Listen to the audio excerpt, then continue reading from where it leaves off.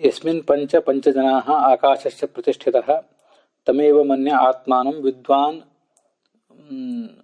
ಬ್ರಹ್ಮಾಮೃತೋಮಹಂ. ಇದು ಆ ಬೃಹದಾರಣ್ಯಕ ಉಪನಿಷತ್ತಿನ ಒಂದು ಮಂತ್ರ. ಅಲ್ಲಿ ಚತುರ್ಥಾಧ್ಯಾಯದಲ್ಲಿ ಅಥವಾ ಅದನ್ನ 6ನೇ ಅಧ್ಯಾಯ ಅಂತ ಅನ್ಬೇಕು, ಅಲ್ಲಿ 4ನೇ ಬ್ರಾಹ್ಮಣದ ಮಂತ್ರ. ಅದ್ರ ಬಗ್ಗೆ ಕಳೆದ ದಿವಸ ನೋಡಿದ್ದೀವಿ. ಈಗ ಅದರ ಅರ್ಥವನ್ನು ಒಂದು ಬಾರಿ ನೋಡಬೇಕು.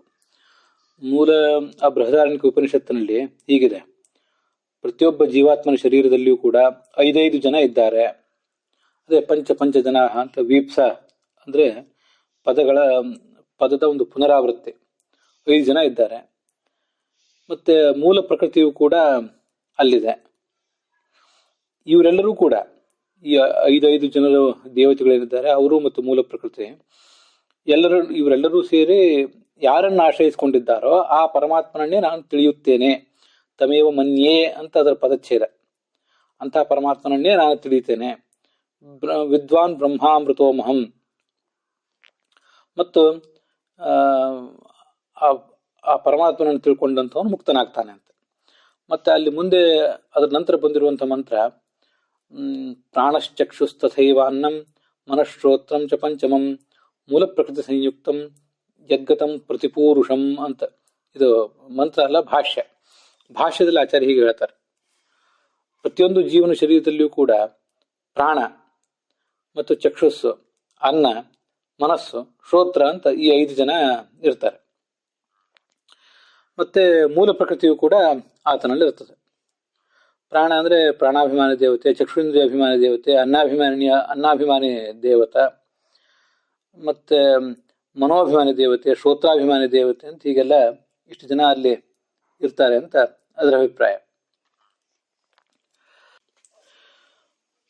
ಮತ್ತೆ ಇದೇ ಉಪನಿಷದ್ ವಾಕ್ಯ ಈ ಬ್ರಹ್ಮಸೂತ್ರ ಭಾಷ್ಯದಲ್ಲಿ ಏನು ಬಂದಿದೆ, ನ ಸಂಖ್ಯೋಪಗ್ರಹಾದಪಿ ನಾನಾಭಾವಾತ್ ಅತಿರೇಕಾಚ್ಚ ಅಂತ, ಅಲ್ಲಿ ಸ್ವಲ್ಪ ಅದನ್ನ ಬೇರೆ ಬೇರೆ ರೀತಿಯಾಗಿ ವ್ಯಾಖ್ಯಾನ ಮಾಡಿದ್ದಾರೆ.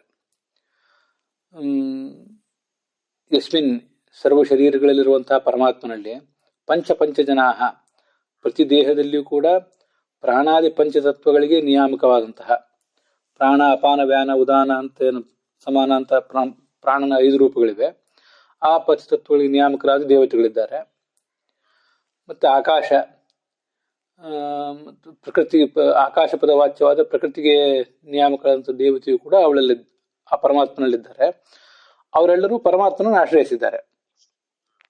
ಇದನ್ನು ವಿವರಿಸುವಾಗ ನಮ್ಮ ದೇಹದೊಳಗೆ ಪ್ರಾಣಾದಿ ಪಂಚ ಪ್ರಾಣವಾಯುಗಳು ಅಂದ್ರೆ ಪ್ರಾಣ, ಅಪಾನ, ವ್ಯಾನ, ಉದಾನ, ಸಮಾನ ಅಂತ ಹೀಗಿದು ಒಂದು. ಪ್ರಾಣಾದಿ ಅಂತ ಏನು ಬಂದಿದೆಯಲ್ಲ, ಪ್ರಾಣಾದಿಗಳು, ಪ್ರಾಣ ಅಂದ್ರೆ ಈ ಪ್ರಾಣ ಮೊದಲಾದ 5 ಅಂತ ತಿಳ್ಕೊಳ್ಬೇಕು. ಮತ್ತೆ ಕಣ್ಣು, ಕಿವಿ, ಪೃಥಿವಿ ಮತ್ತು ಮನಸ್ಸು, ಈ 5 ವರ್ಗ ಅಂತ ಈ ಮಂತ್ರವನ್ನು ವ್ಯಾಖ್ಯಾನ ಮಾಡುವಾಗ ಬ್ರಹ್ಮಸೂತ್ರ ಭಾಷ್ಯದಲ್ಲಿ ಹೇಳಿದ್ದಾರೆ. ಆದ್ರಿಂದ ಬೃಹದಾರಣ್ಯಕ ಉಪನಿಷತ್ತಿನ ವ್ಯಾಖ್ಯಾನಕ್ಕೂ ಈ ಬ್ರಹ್ಮಸೂತ್ರ ಭಾಷ್ಯದ ವ್ಯಾಖ್ಯಾನಕ್ಕೂ ಸ್ವಲ್ಪ ವ್ಯತ್ಯಾಸ ಇದೆ. ಅದನ್ನ ಹೇಳುವವರು ಸ್ವಲ್ಪ ಬೇರೆ ಬೇರೆ ರೀತಿಯಾಗಿ ಹೇಳಿದ್ದಿರಬೇಕು ಅಂತ ಈಗ ಕಾಣಿಸ್ತದೆ. ಅನ್ನ ಅನ್ನೋ ಶಬ್ದ ಬರಲಿಲ್ಲ ಈ ಬ್ರಹ್ಮಸೂತ್ರ ಭಾಷ್ಯದಲ್ಲಿ. ಮತ್ತೆ ಕಿವಿ ಅನ್ನೋ ಶಬ್ದ ಬಂದಿದೆ, ಆದರೆ ಕಿವಿ ಅನ್ನೋ ಶಬ್ದ ಅಲ್ಲಿ ಬರಲಿಲ್ಲ ಈ ಬೃಹದಾರಣ್ಯಕ ಭಾಷ್ಯದಲ್ಲಿ. ಇಲ್ಲಿ ಅದೇನೋ ನಮ್ಗೀಗ ದೊಡ್ಡದಲ್ಲ, ಅಂತೂ 5 ಜನ ಅಲ್ಲಿದ್ದಾರೆ ಅಂತ ಅನ್ನೋದು ಮುಖ್ಯ. 5 ಜನ ಇದ್ದಾರೆ. ಮತ್ತೆ ಆಕಾಶವು ಕೂಡ ಮೂಲ ಪ್ರಕೃತಿ, ಅದು ಕೂಡ ಪರಮಾತ್ಮನಲ್ಲಿದೆ ಅಂತ ಅನ್ನೋದು ಮುಖ್ಯ. ಅದಕ್ಕಾಗಿ ಆ ಮಂತ್ರವನ್ನ ಅಲ್ಲಿ ಉದ್ಧರಿಸಿದೆ. ಹೀಗೆ ಈ 5 ಜನ ಇದ್ದಾರೆ. ಇವರೆಲ್ಲರೂ ಕೂಡ ಪರಮಾತ್ಮನ ಆಶ್ರಯಿಸಿದ್ದಾರೆ ಅಂತ ಬಂದಿದೆ. ಇಲ್ಲಿ ನಮ್ಮ ಪ್ರಶ್ನೆ, ಈ ಪಂಚ ಜನಾಹ ಆಕಾಶ ಅನ್ನುವ ಶಬ್ದದಿಂದ ವಿಷ್ಣು ವಾಚ್ಯ ಆಗೋದು ಹೇಗೆ ಅಂತ.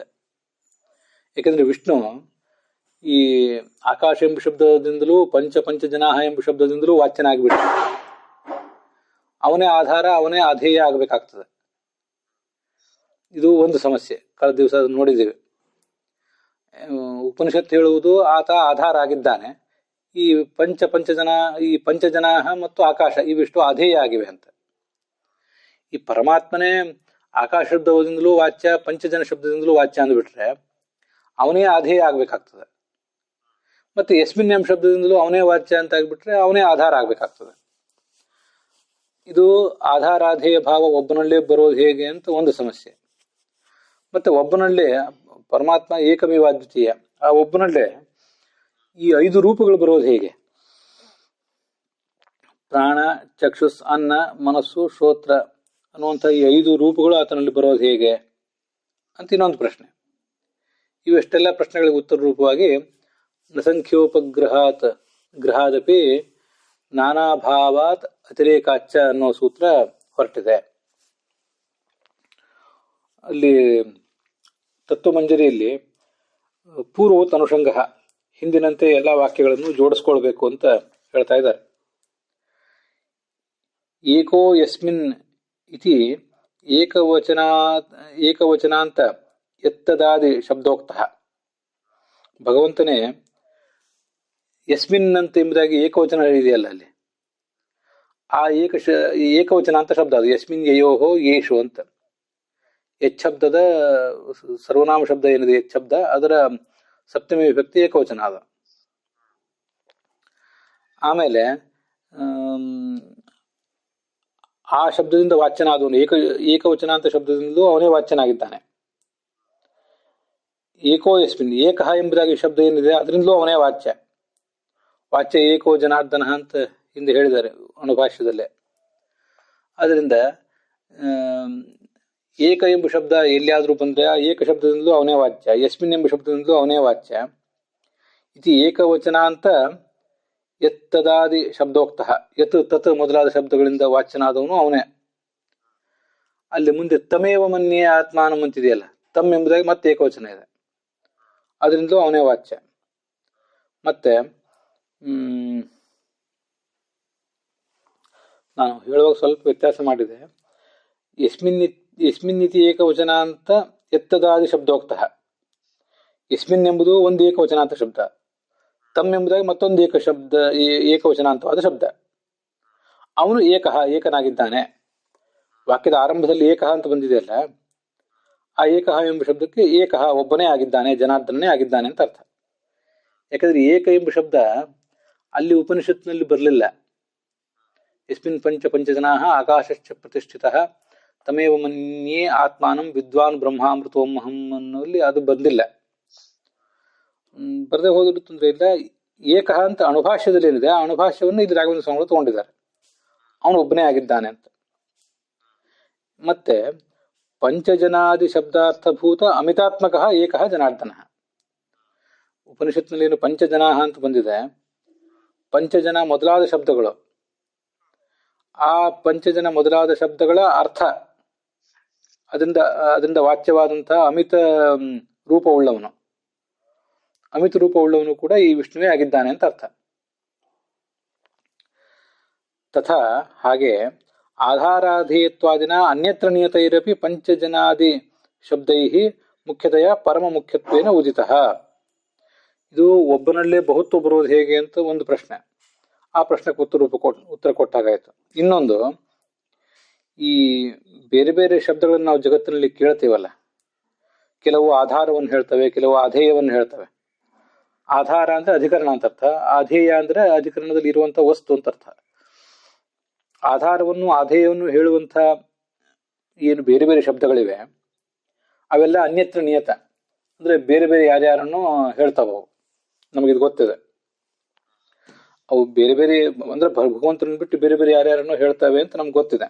ಹಾಗಿದ್ರೂ ಕೂಡ ಅಂತಹ ಪಂಚಜನಾದಿ ಶಬ್ದಗಳಿಂದ ಮುಖ್ಯವಾಗಿ ಈ ವಿಷ್ಣುವೇ ವಾಚ್ಯನಾಗಿದ್ದಾನೆ. ಪರಮ ಮುಖ್ಯ ವೃತ್ತಿಯಿಂದ ವಿಷ್ಣುವೇ ವಾಚ್ಯನಾಗಿದ್ದಾನೆ. ಆದ್ರೆ ಪರಮ ಮುಖ್ಯ ವೃತ್ತಿಯನ್ನು ಹೊರತುಪಡಿಸಿ ಮುಖ್ಯ ವೃತ್ತಿಯಿಂದ ಉಳಿದ ಅವೆಲ್ಲ ವಾಚ್ಯ ಆಗಿವೆ, ಪ್ರಕೃತಿ ತತ್ವಗಳು ಮೊದಲಾದವುಗಳೆಲ್ಲ. ಆದ್ರಿಂದ ಪ್ರಾಣ ಮೊದಲಾದ 5,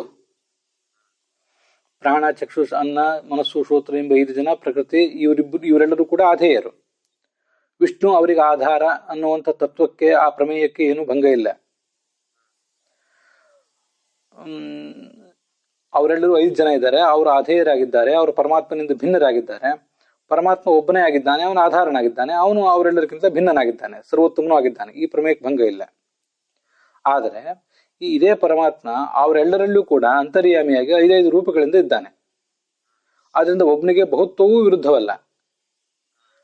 ಮತ್ತೆ ಆ ಆಧಾರ ವಸ್ತುತಃ ಅವರೊಳಗೆ ನಿಂತು ಅವರ ಅಸ್ತಿತ್ವಕ್ಕೆ ಕಾರಣನಾದವನಿವನು. ಪರಮಾತ್ಮ ಇಲ್ಲದೆ ಹೋದ್ರೆ ಯಾವ ಆಧೇಯಕ್ಕೂ ಅಸ್ತಿತ್ವ ಇಲ್ಲ, ಆಧಾರಕ್ಕೂ ಅಸ್ತಿತ್ವ ಇಲ್ಲ. ಆದ್ರಿಂದ ಅವರು ಆಧೇಯರಾಗಿರುವುದು ಹೌದು, ಇವನು ಆಧಾರ ಆಗಿರುವುದು ಹೌದು. ಆದ್ರೆ ಆಧೇಯರಾಗಿರುವಂತಹ ಅವರಲ್ಲಿ ಇವನು 5 ರೂಪಗಳಿಂದ ಇದ್ದಾನೆ. ಆದ್ರಿಂದ 2 ಪ್ರಮೇಯಗಳು ಕೂಡ ಹೊಂದಬಹುದು. ಅಂತೂ ಇದನ್ನೆಲ್ಲವನ್ನೂ ಪರಮಾತ್ಮನಲ್ಲಿ ಪರಮ ಮುಖ್ಯ ವೃತ್ತಿಯಿಂದ, ಉಳಿದವರಲ್ಲಿ ಅಮುಖ್ಯ ವೃತ್ತಿಯಿಂದ ನಾವು ಪರಮಾತ್ಮನಲ್ಲಿ ಪರಮ ಮುಖ್ಯ ವೃತ್ತಿಯಿಂದ, ಉಳಿದವರಲ್ಲಿ ಪರಮ ಮುಖ್ಯ ವೃತ್ತಿಯಿಂದ ನಾನು ಸ್ವಲ್ಪ ಹೇಳುವಾಗ ವ್ಯತ್ಯಾಸ ಮಾಡಿದೆ. ಪರಮಾತ್ಮನಲ್ಲಿ ಪರಮ ಮುಖ್ಯ ವೃತ್ತಿಯಿಂದ, ಉಳಿದವರಲ್ಲಿ ಮುಖ್ಯ ವೃತ್ತಿಯಿಂದ ಇದನ್ನೆಲ್ಲ ಹೊಂದಿಸಬೇಕು. ಇದು ವ್ಯತ್ಯಾಸ. ಪರಮ ಮುಖ್ಯ ವೃತ್ತಿ ಪರಮಾತ್ಮನಿಗೆ, ಮುಖ್ಯ ವೃತ್ತಿ ಉಳಿದ ಜೀವರಿಗೆ. ಹೀಗೆ ಎಲ್ಲವನ್ನು ಕೂಡ ಹೊಂದಿಸಬಹುದು ಅಂತ ಅರ್ಥ. ಅಲ್ಲಿಗೆ ಈ ಭಾಗ ಸಮಾಪ್ತ ಆಗಿದೆ.